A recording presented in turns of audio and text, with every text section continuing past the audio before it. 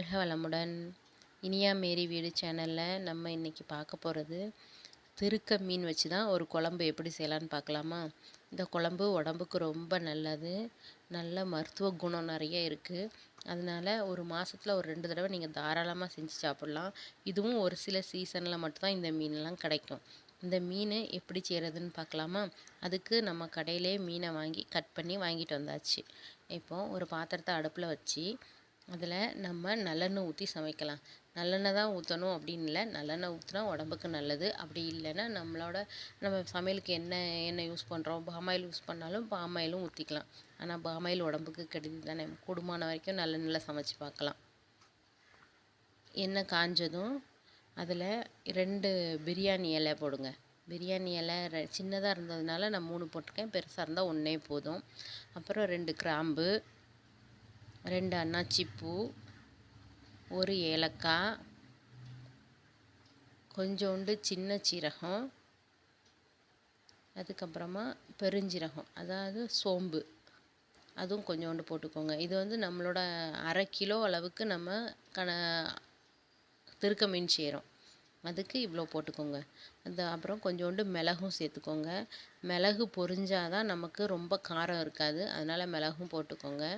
அப்புறம் ஒரு 20 பல் பூண்டு, அதை நல்லா உரித்து வச்சுக்கோங்க, அதையும் நல்லா சேர்த்துக்கோங்க. வெள்ளைப்பூடு நல்லா மசிஞ்சிற அளவுக்கு அந்த எண்ணெயிலேயே பொரியணும். பொரிஞ்சதுக்கப்புறம் தான் நம்ம அடுத்த ஜாமானை போடணும். இப்படி நம்ம கரண்டி வச்சு நசுக்கி பார்த்தா அது நல்லா நசுங்கணும்.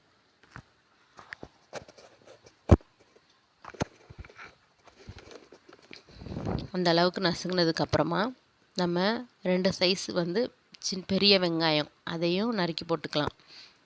அது சின்ன சின்னதாக நறுக்கி போடுங்க. இதில் நம்ம தேங்காய் சேர்க்க போகிறதில்ல மசாலாவுக்கு, அதனால் நம்ம அந்த போடுற வெங்காயம் தக்காளி தான் அதுக்கு நமக்கு அந்த கொழுகொழுப்பு தன்மையை கொடுக்கும். அதனால் 2 பெரிய சைஸ் வெங்காயத்தை சின்ன சின்னதாக எவ்வளோ குட்டியாக கட் பண்ண முடியுமோ அவ்வளோ தூரம் குட்டியாக கட் பண்ணி சேர்த்துக்கோங்க.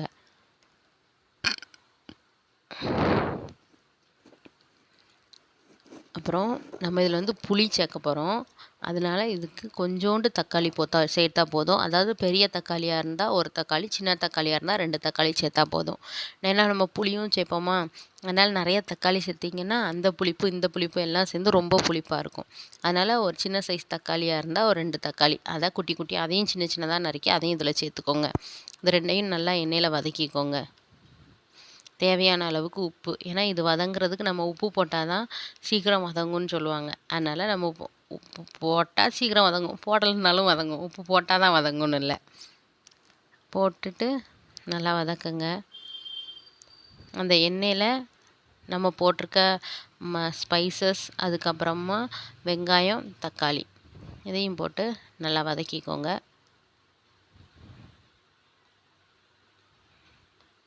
அடுப்பை மீடியம் ஃப்ளேம்லேயே வச்சு யூஸ் பண்ணுங்கள். ஏன்னா நம்ம மசாலா போடும் போது தீ அதிகமாக இருந்ததுன்னா சீக்கிரம் கறி பிடிச்சிரும்.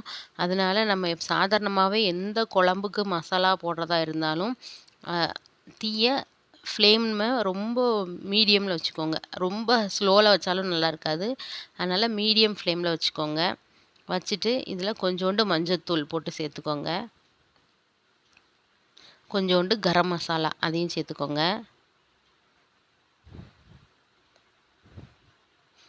அப்புறம் நம்ம சமையலுக்கு உபயோகப்படுத்துவோம்ல குழம்பு மிளகாய் தூள், அதையும் 1 ஸ்பூன் சேர்த்துக்கோங்க.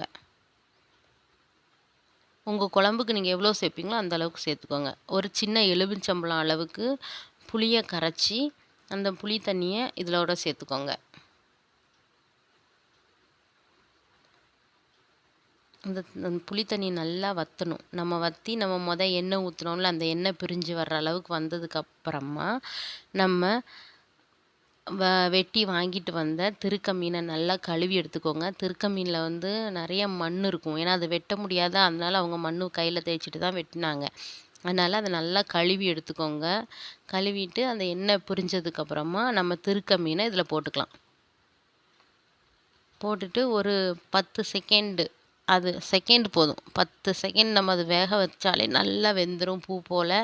ரொம்ப அதிகமாக போட்டிங்க அப்படின்னா ஒரு மாதிரி ரப்பர் மாதிரி ஆயிரும், சாப்பிடவே முடியாது. ரொம்ப சாஃப்டாக இருக்கும் இந்த மீன். குழம்பு வச்சதுக்கப்புறம் நீங்கள் சாப்பிடும்போது கையில் எடுக்கும்போதே அப்படி தானாகவே நசுங்கி போகும். அந்தளவுக்கு சூப்பராக இருக்கும் இந்த மீன். சின்ன பிள்ளைங்களுக்கெலாம் கொடுக்கலாம், ஏன்னா இதில் முள்ளே இருக்காது. அதனால் நம்ம நல்லா விரும்பி சாப்பிட்லாம், பிள்ளைங்களுக்கும் கொடுக்கலாம். முள் இருந்தால் தான் நம்ம பயப்படணும் பிள்ளைங்களுக்கு கொடுக்க. இதில் உள்ள முள்ளுமே நல்ல குருத்தெலும்பு மாதிரி இருக்கும், நல்லா கடித்து சாப்பிட்றதுக்கு. நம்மளோட திருக்க மீன் குழம்பு ரெடி ஆயிடுச்சு. இது பிடிச்சிருந்துச்சுன்னா இனியா மேரி வீடு சேனலை சப்ஸ்கிரைப் பண்ணுங்கள், லைக் பண்ணுங்கள், ஷேர் பண்ணுங்கள், கமெண்ட் பண்ணுங்கள். மறக்காமல் பெல் பட்டனில் கிளிக் பண்ணுங்கள். அப்போ தான் நான் போடுற வீடியோ உங்களுக்கு அடிக்கடி நோட்டிஃபிகேஷனில் வரும். பாய்.